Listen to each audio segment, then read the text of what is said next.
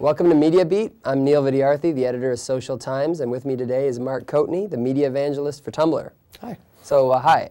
Let's talk a little bit about Tumblr. About, you said once that it's somewhere between Twitter and Facebook. I thought maybe you could talk about that. Yeah, I mean, that's a rough way to look at Tumblr, which is basically that it's a platform that allows people to both have the kind of follow functionality of Twitter, which means you can find people you like and follow them and make sure that anything that they do comes straight into your space. And then also has the kind of publishing functionality of, say, a Facebook or a blog or something like that, because unlike, say, Twitter, there are no real limits. You can publish an unlimited amount of words, although I wouldn't recommend that. Right. You can publish video, audio, photos, anything. So the main idea is it's like an infinitely customizable venue for self-expression is the way we like to talk about it. Awesome. So yeah, I'm a big Tumblr user myself, and one of the things that I like best about it is the ease of ability to share content. Now, is that one of the main decisions for making Tumblr itself? Yeah, I think so. The main point of a Tumblr blog is really fundamentally to share things. Tumblr makes it very easy to share because if you're a Tumblr user and if you see something that you like, either from someone you follow or even someone you don't, it's a one-button push to say, okay, I like this video,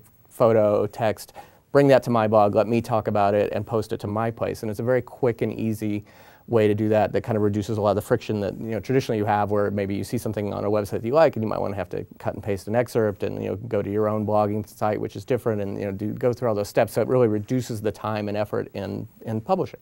Right, it's interesting. Now, one of the things that's always been peculiar about Tumblr was that comments are not really something that's enabled by default. Can you talk a little bit about that? Commenting on most sites, I fully support the idea of commenting. I think commenting is great, but commenting on most sites is I think, badly done because it treats commenters as kind of second-class citizens. And usually if you look at most websites, the commenting page is like down way at the bottom after all the links to their stories and the ads and everything else. So down way at the bottom, there's this little kind of box that is in tiny font and with no extra tools or anything like that, and says, leave your comment here. And that already just sends a message that the publication typically that does this doesn't value the commenters as much as they value their own stuff. And the second part of that is that typically a lot of online commenting things don't have any accountability built in. I mean, you're starting to see a better mechanism of this with things like Facebook or Discuss comments, where there's your comments are tied to accounts, so things you say are kind of tied to your thing. But fundamentally, one thing that we've noticed on Tumblr is that people tend to be much more respectful of each other and nicer to each other because anything you do on Tumblr really accrues back to your own Tumblr blog. So if you behave badly, it shows up, it reflects badly on you, and so I think that's a really important feature. So that's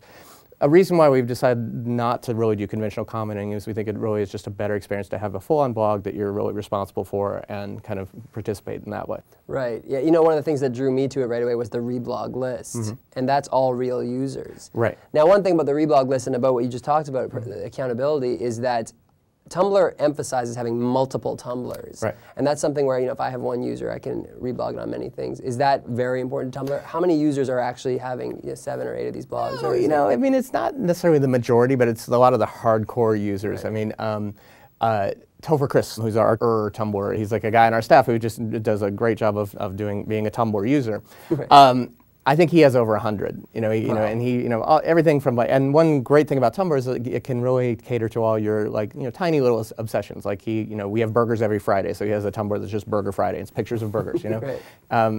All those enthusiast kind of fan Tumblrs. One big thing about Tumblr is the kind of fuck yeah. Sorry, the fuck yeah meme where you fuck yeah sharks, and it's basically we're really enthusiastic about this one little thing. Last time we checked, there's 65,000 Tumblrs that use some variation of that.